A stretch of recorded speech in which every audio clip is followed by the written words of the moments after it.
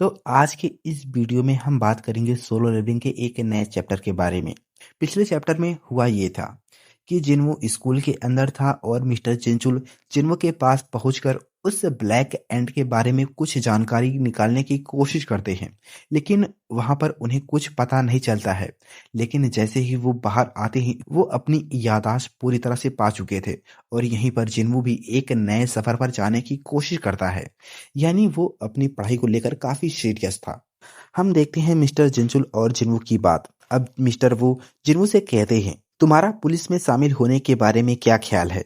मैं तुम्हारा इंतजार करूंगा। इस पर जिन्वो कहता है कि मेरा इंतजार मत करना, मुझे पता है कि ये एक ऐसा काम है जिसमें बहुत काम होता है लेकिन सैलरी बहुत कम होती है। अब आगे यहाँ पर सीन शिफ्ट होता है और हम देखते हैं एक डिजर्ट के अंदर। धीरे धीरे ये कहानी आगे बढ़ती है और हमें इस कहानी में एक नया ट्विस्ट देखने को मिलता है। यहाँ पर सीन शिफ्ट होता है और इस तरह समय बीतता गया और एक दिन अप्रैल के अंत में वो सामने आ गए। यहाँ पर एक डेजर्ट के अंदर देखते हैं जहाँ पर चारों तरफ पहाड़ियां थी और कुछ पेड़ थे। एक आदमी जो कि फोन पर किसी से बात कर रहा था वो कहता है, मैं एक ट्रैवलर हूँ जो रेगिस्तान में भटक गया है। अब आगे हम दूसरी तरफ से देखते हैं एक लड़की बात कर रही थी जो कि वो इमरजेंसी रिपोर्ट सेंटर से थी।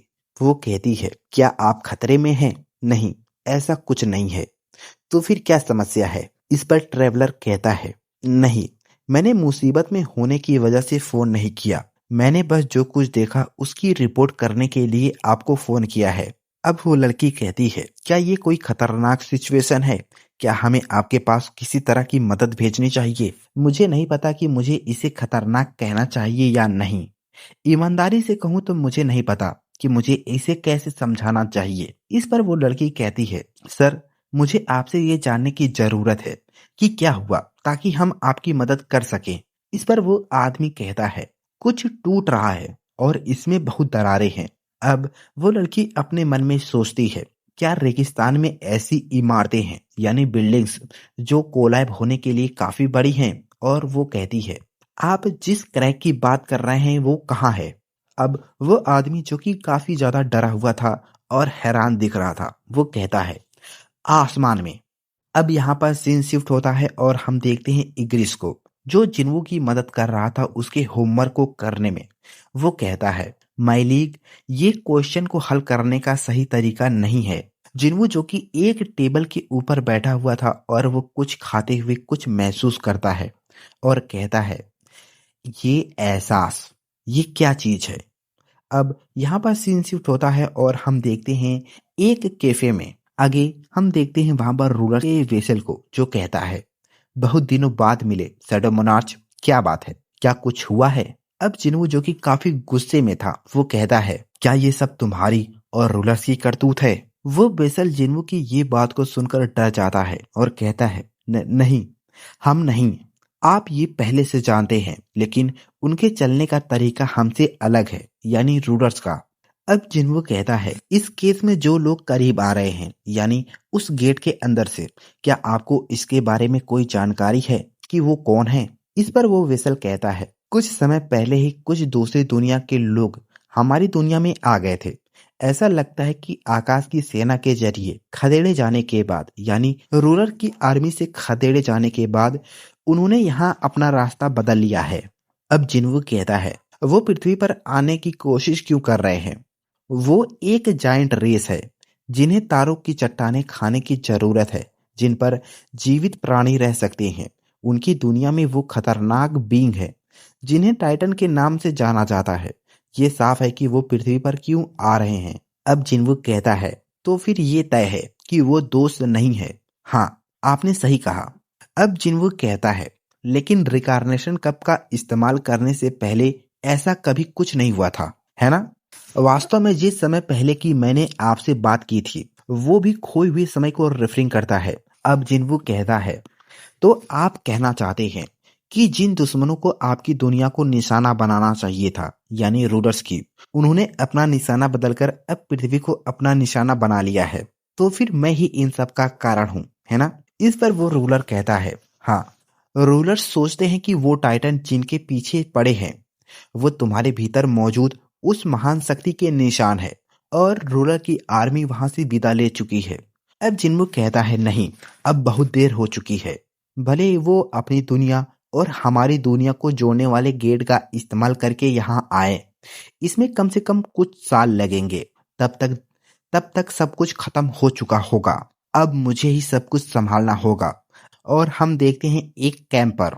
वहां पर एक कैंप के अंदर जहां पर अमेरिकन गवर्नमेंट के कुछ लोग थे, वो कहते हैं अमेरिकन गवर्नमेंट ने इस एरिया को सील कर दिया है और हर तरह के एक्सपर्ट को यहाँ आने के लिए बुलाया गया है, लेकिन कोई भी ये जवाब नहीं दे सका कि ये क्या है। और वहाँ के जो साइंटिस्ट थे वो कहते हैं मुझे इसके बारे में पक्का नहीं पता। और यहीं पर दूसरा कहता है मैंने अपने 30 सालों के एक्सपीरियंस में ऐसी किसी भी चीज का सामना नहीं किया है। अब यहाँ पर उन सब का कैप्टन कहता है चिंता मत करो, अगर उससे कुछ भी निकलता है तो हमारे लोग सब कुछ संभाल लेंगे। यानी वो मिलिट्री की बात करता है। आगे हम देखते हैं मिलिट्री के हथियार। वहां पर कई टैंक, जीप, हथियारों से लोडेड गाड़ियां, व्हीकल और आर्मी ऑफिसर थे जो कि हवा में उड़ रहे थे। जिन्हों जो कि अपनी टेक्नोलिसिस पावर का इस्तेमाल करके उन लोगों को उस एरिया से दूर ले जाता है और कहता है इस बात की कोई गारंटी नहीं है कि इस तरह के हथियार उनके खिलाफ काम करेंगे। इसके साथ ही अब स्टेज तैयार हो गया है, अब बैटल शुरू होने वाली है। अब आगे हम देखते हैं उस गेट को जो क्रैक हो चुका था और वो कभी भी खुल सकता था। जिन्वो कहता है ये एहसास मैं इसे महसूस कर सकता हूँ, हमारे दुश्मनों की स्ट्रॉन्ग डिजायर पावर जो इस धरती को निगल जाना चाहते हैं और उनकी सांसें बहुत पास आ रही हैं। अब जिन्वो अपने सभी हथियार को अपने सामने लाता है और कहता है अब से तुम लोगों को इससे निपटना पड़ेगा। आगे हम देखते हैं वहां पर कुछ अजीब होता है। वह जिन्वो टेक्नोलॉजी पावर का इस्तेमाल करके उन सभी कैंप में रहने वाले लोगों को वहां से दूर ले जाता है और वो उन्हें सुरक्षित जमीन पर उतार देता है। आगे वहां का जो कैप्टन था वो कहता है आखिर ये हो क्या रहा है, और वो उस गेट को देखता है। उस गेट के अंदर से वो टाइटन अब बाहर आते हैं। टाइटन जो कि काफी बड़े थे और काफी खतरनाक भी। अब हमारे सामने आता है टाइटन का किंग, टाइटन किंग, जो जिन्मू के ठीक सामने था और वो कहता है "ह, क्या तुम हम सबको रोकने की कोशिश अकेले कर रहे हो?" इस पर जिन्वो कहता है क्या मैं तुम्हें अकेला दिखता हूँ, और वो सभी शैडो सोल्जर को समन कर लेता है। अब वहां पर हम देखते हैं एक बहुत बड़ी आर्मी जो कि उस पूरे इलाके को घेर चुकी थी। हर तरह के शैडो वहां पर मौजूद थे। एक ग्रीस, बेरू, विलियम, ड्रैगन और यहाँ तक कि रूलर जैसे दिखने वाले सोल्जर भी वहां पर मौजूद थे। जिन्मो की उस आर्मी को देखकर वो बीस्ट थोड़ा हिचकिचाता है और कहता है अच्छा तुम अकेले नहीं हो। अब जिन्वो मुस्कुराता है और वो अपने सभी शैडो सोल्जर को अटैक करने की परमिशन दे देता है।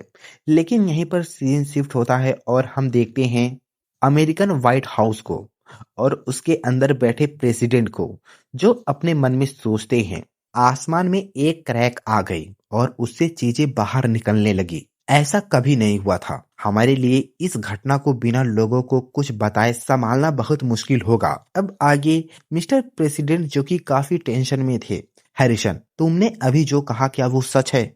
इस पर हैरिसन कहते हैं हाँ, उन्होंने बताया कि ये केस पहले ही खत्म हो चुका है। सभी बातें डिस्कस मीटिंग रूम के अंदर समझाई जाएंगी। अब आगे हम देखते हैं डिस्कस मीटिंग रूम के अंदर, जहां पर मिस्टर हैरिसन कहते हैं प्लीज इस वीडियो को देखें। ये वो वीडियो है जिसे ड्रोन और रोबोट ने उस जगह पर रिकॉर्ड किया था। अब मिस्टर प्रेसिडेंट उस वीडियो को देखकर कहते हैं अर्थ पर क्या हो रहा है? और यहीं पर दूसरा आदमी कहता है इस वीडियो में वो आदमी कौन है? क्या वो कोई एशियन टीनेजर है? अब वहां पर सवालों का पहाड़ खड़ा हो जाता है। वहां पर जितने भी लोग थे वो कहते हैं हैरिसन वो आदमी कौन है? हैरिसन सोल्जर कहाँ है? और एक आम सिटीजन इस पूरी घटना के बीच में क्यों खड़ा है? अब हैरिसन उन सभी के सवालों का जवाब देते हुए कहते हैं मैं भी ये जानना चाहता हूँ कि वो कौन है। अब आगे उस वीडियो की मदद से हम एक भयंकर लड़ाई देखते हैं। सबसे पहले हम देखते हैं टस्को, जो अपनी फायर एबिलिटी का इस्तेमाल करके उनकी आर्मी को बीचों बीच चीर देता है। टस्क की आग के सामने जो भी लोग आते हैं वो उन सबको राख में बदल देता है। अब जिन्वू के ताकतवर सोल्जर और खुद जिन्वू टाइटन के ऊपर अटैक करता है और वो कुछ ही पल में बहुत सारे टाइटनों को खत्म कर देता है। वहां पर लगातार टाइटन मारे जा रहे थे। जिन्वू अपनी टेक्नोलिसिस पावर का इस्तेमाल करके लगभग 5 या 6 खंजर को अपने हथियार के रूप में इस्तेमाल कर रहा था और वो उनके साइज को इंक्रीज और डिक्रीज कर सकता था और वो उन्हीं का इस्तेमाल करके उन टाइटन के बॉस के ऊपर अपनी तलवारों से अटैक करता है। लेकिन उस अटैक का टाइटन के बॉस के ऊपर कुछ खास असर नहीं होता है और कहता है ये पालतू जानवरों वाली ट्रिक है और वो उसके वार को रोक देता है। अब जिन्वू उसके ऊपर एक जबरदस्त अटैक करता है। अपनी ड्रैगन हैंड एबिलिटी का इस्तेमाल करता है। इस एबिलिटी में होता ये है कि जिन्वू अपनी एनर्जी को अपने एक हाथ में इकट्ठा करके उसे एक हल्क जैसे हाथ में बदल सकता है और वो उस हाथ से टाइटन के बॉस को कुचलने की कोशिश करता है और वो उसे जमीन पर पटक देता है। अब वो अपना हाथ उसके ऊपर से खींच लेता है और वहां पर चारों तरफ धूल का माहौल छा जाता है। धूल के हट जाने के बाद हम देखते हैं टाइटन के बॉस को। वो कहता है ये सोचने वाली बात है कि ब्रह्मांड के इतने दूर के एक छोटे से ग्रह पर इतनी काबिलियत मिल जाएगी, लेकिन तुम्हें अपनी पूरी ताकत दिखाने के लिए माना का इस्तेमाल करना पड़ता है। ये दिखाता है कि तुम्हारी जाति अभी कितने पीछे है। वहीं दूसरी तरफ हम टाइटन जब पूरी ताकत से लड़ना चाहते हैं तो हमें अपना साइज छोटा करना पड़ता है। हाँ बिल्कुल, ये काम टाइटन के सबसे बेहतरीन और ताकतवर योद्धा ही कर सकते हैं और मैं भी उनमें से एक हूँ। अगर तुम अभी माफी मांग लो तो मैं तुम्हें माफ कर दूंगा। वो टाइटन बॉस जो कि जिन्वू से बातें कर रहा था और तभी विलियम टाइटन के बॉस का सर उड़ा देता है और वो जिन्वू के पास आकर कहता है माई लीग, क्या आप उससे बात कर रहे थे? इस पर जिन्वू कहता है नहीं, इसके अलावा वो काफी घमंडी था, इसलिए मैं चाहता हूँ कि तुम उन पर ध्यान मत दो। अब आगे बचे हुए टाइटन भी मारे जाते हैं और यहाँ पर सीन शिफ्ट होता है और हम देखते हैं डिस्कस मीटिंग रूम के अंदर, जहाँ पर सभी लोग इस फाइट को देखकर काफी हैरान थे। अब मिस्टर प्रेसिडेंट कहते हैं क्या हमने उसका पता लगा लिया कि वो कौन है? उसने उन राक्षसों के साथ ऐसा बर्ताव किया जैसे वो उसके सामने कुछ ना हो। ये सोचने की बात है कि जो कुछ हम फिल्मों में देखते हैं वो वास्तविक जीवन में भी हो सकता है। क्या खुफिया एजेंसी में भी ऐसा कोई नहीं है जो उसका पता लगाए कि वो कौन है? इस पर एक आदमी आगे कहते हैं वेल, वास्तव में मुझे लगता है कि ये पॉसिबल है। और आगे हम देखते हैं उस आदमी का इंट्रोडक्शन। वो थे मिस्टर डेविड ब्रेनर जो अमेरिकन सेंट्रल इंटेलिजेंस एजेंसी के डायरेक्टर थे। वो कहते हैं क्यों ना हम एक अनरियलिस्टिक तरीके से उसकी पहचान करें। अब मिस्टर प्रेसिडेंट कहते हैं क्या ये मुमकिन है? हाँ, तुम्हारा क्या मतलब? वो है तो सही जिसने हमें ऐसी सच्चाइयां बताई जिसके बारे में हम अनरियलिस्टिक तरीके से जान ही नहीं सकते थे। इस पर मिस्टर प्रेसिडेंट कहते हैं क्या ये हो सकता है? हाँ, मैडम नॉर्मा सेल्लर वो हमें जवाब बताएगी जैसा कि उसने हमेशा किया था। अब आगे यहाँ पर सीन शिफ्ट होता है और हम देखते हैं track and field competition prelims में, जहाँ पर जिन्वू आया था और उसके साथ उसके सभी सीनियर और युंगिल भी था। आगे हम देखते हैं एक आदमी को जो वार्म अप कर रहा था। अब उसके कोच चिल्लाते हुए उससे कहते हैं अरे किमचुल, तुम वार्म अप क्यों नहीं कर रहे हो? इस पर किमचुल कहता है मैं अभी करता हूँ। अब आगे जिन्वू किमचुल को देखकर काफी ज्यादा हैरान होता है और वो कहता है आयरन। किमचुल कोई और नहीं बल्कि वही आयरन था जो जिन्वू के टॉप रैंक सोल्जर्स में से एक था। आयरन जो कि काफी ज्यादा गुस्सैल टाइप का सोल्जर था। वो जिन्वू के सामने था। वो अपने इंसानी रूप में मौजूद था। जब जिन्वू उसे देखता है तो उसे एहसास हो जाता है कि किमचुल कौन है और वो उसे देखकर हैरान होता है। अब किमचुल के कैप्टन चोई से कहते हैं ओह चोई, तुम लोगों की हालत काफी खराब चल रही है ना?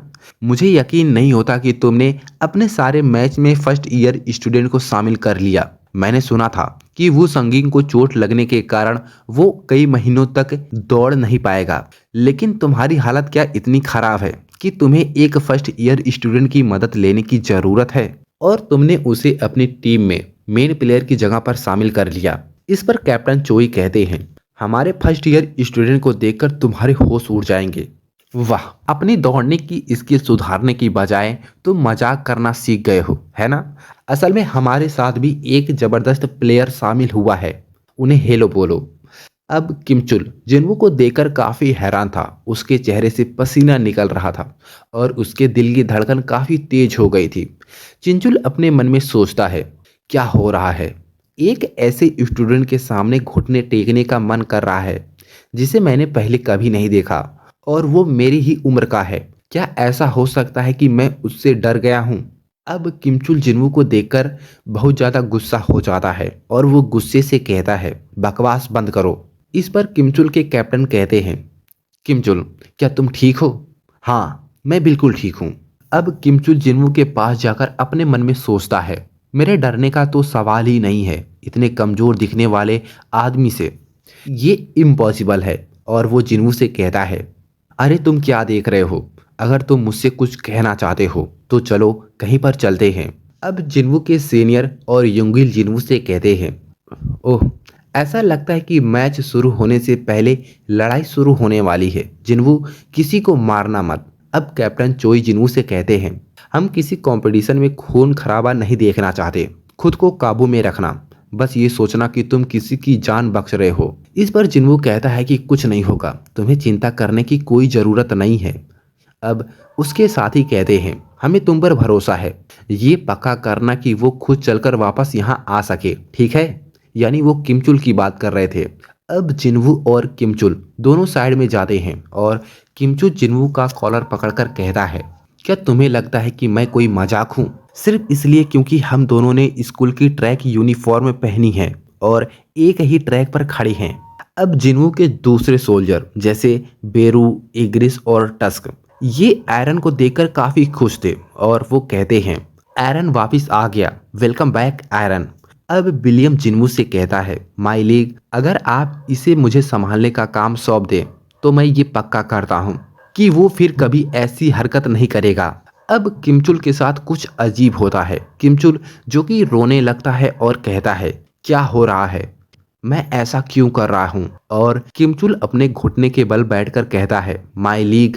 अब जिन्वू अपने मन में सोचता है, क्योंकि वो एक इंसान बन चुका है, ना कि मेरा शैडो, इसलिए हमें एक दूसरे के साथ बहुत ज़्यादा नज़दीकी रखने की कोई ज़रूरत नहीं है। अब किंचुल जिन्वू को रुकने के लिए कहता है, प्लीज़ 1 मिनट रुको, और वो अपने शर्ट को फाड़ देता है और कहता है, क्या लोग इसे ही प्यार कहते हैं? जिन्वू उसकी ये हरकत को देखकर काफ़ी ज़्यादा हैरान था और कहता है कि तुम क्या बकवास कर रहे हो। जिन्वू यहाँ पर एक नई कहानी बना देता है। अब जिन्वू यहाँ पर एक चुटकी बजाता है और कहता है, तो तुमने मुझसे झगड़ा करने की कोशिश की और तुम्हें पता चला कि मैं तुम्हारे पिता के दोस्त का दोस्त हूँ। फिर तुमने मेरे ऊपर दया दिखाई और कहा कि तुम अब से मेरे साथ अच्छा बर्ताव करोगे और अच्छे से बात करूँगा। अब किमचुल वहाँ पर बेहोश हो जाता है और जिन्वू कहता है, चूंकि तुम उन लोगों में से एक थे जिन्होंने इस दुनिया की रक्षा करने के लिए लड़ाई लड़ी, इसलिए तुम्हें इस बात पर गर्व होना चाहिए। अब किमचुल होश में आता है और वो अपनी फटी टी शर्ट को देखकर काफ़ी हैरान होता है। आगे यहाँ पर सीन शिफ्ट होता है और हम देखते हैं वहाँ पर एक अनाउंसमेंट, सभी लोग ध्यान दें, मिडिल स्कूल डिवीज़न के शुरुआती मुकाबले शुरू होने ही वाले हैं, सभी रनर तुरंत ट्रैक पर वापस आ जाएं। अब आगे यहाँ पर सीन शिफ्ट होता है और हम देखते हैं मिस्टर डेविड ब्रेनर को, जो मैडम नॉर्मा सेलनर से मिलने के लिए उनके घर पर गए थे और कहते हैं, काफ़ी समय हो गया मैडम। अब मैडम सेलनर उनका वेलकम करते हुए कहती है, वेलकम डेव। अब आगे उन दोनों के बीच बातचीत शुरू होती है और मिस्टर डेव कहते हैं, ये तो खाने की महक है, क्या आप खाना बना रही थी? दरअसल आपसे पहले हमारे यहाँ कोई और मेहमान आया है। अब मिस्टर डेविड ब्रेनर कहते हैं, क्या ऐसा है? मैं सीधे मुद्दे पर आऊँगा और जो कहना है वो कहकर चला जाऊँगा ताकि आपको कोई परेशानी ना हो। अब मिसेस सेलनर कहती हैं, ठीक है, जैसा कि मैंने तुमसे कहा था कि उस आदमी को ढूंढने के बाद मैं चीज़ों को देख नहीं पा रही हूँ, यानी फ्यूचर में होने वाली चीज़ों को देख नहीं पा रही हूँ। अब मिस्टर डेविड कहते हैं, अरे तुम फिर से उस गॉड ऑफ डेथ की बात कर रही हो डेव, मैं तुम्हारे पूछे जाने वाले सभी सवालों का जवाब दूंगी। पहले सवाल का जवाब हाँ है और दूसरे का नहीं। इस पर मिस्टर डेविड कहते हैं, रुको, तुम्हें कैसे पता चला कि मैं क्या पूछने वाला हूँ? जैसा कि आप जानते हैं कि मैं भविष्य देख सकती हूँ। डेव, जिन सवालों के जवाब तुम मुझसे चाहते हो उन पर पहले ही विचार किया जा चुका है। मैंने जो अतीत में देखा था उसी हालत को देखकर मैंने जवाब दिया है। तो क्या मैं आपके जवाब जारी रख सकता हूँ? हाँ, मैं उस आदमी की पहचान जानती हूँ जिसकी तुम तलाश कर रहे हो। हालांकि मैं उसके बारे में तुम्हें कुछ नहीं बताऊंगी। मिसेस सेलर की ये बात सुनकर मिस्टर डेविड ब्रेनर काफी हैरान होते हैं और कहते हैं, मैडम, आपको पता होना चाहिए कि उसने क्या किया है। आप इतनी गैर जिम्मेदार बात कैसे कर सकती हैं, जबकि वो आदमी हमारे देश के लिए खतरा बन सकता है। इसी कारण से मैं तुम्हें कुछ नहीं कह रहा हूँ। क्या तुमने वो वीडियो नहीं देखा? इस पर मिस्टर डेविड कहते हैं, मैंने इसे देखा। एक अकेला इंसान भयंकर मॉन्स्टर के सामने खड़ा था, फिर भी वो कभी पीछे नहीं हटा, जबकि वो शक्ति इतनी प्रबल थी जो आत्मा कपा देने वाली ताकत रखती थी। उसने निश्चित रूप से मानवता को बचाया। अब मिसेस सेलर कहती हैं, अगर मैं कहूं कि ये पहली बार नहीं है जब उसने दुनिया को बचाया, तो क्या आप मेरी बात पर यकीन करेंगे?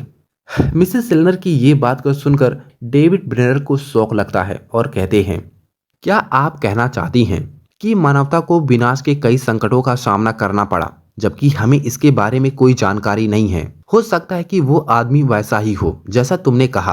अब आगे उन दोनों की बातचीत खत्म हो जाती है और मिस्टर डेविड ब्रेनर वहां से जाने लगते हैं। लेकिन वो जाने से पहले एक बात कहते हैं, उस वीडियो में दिखाई देने वाला वो आदमी, क्या आप इसकी गारंटी दे सकती हैं कि वो खतरनाक नहीं है?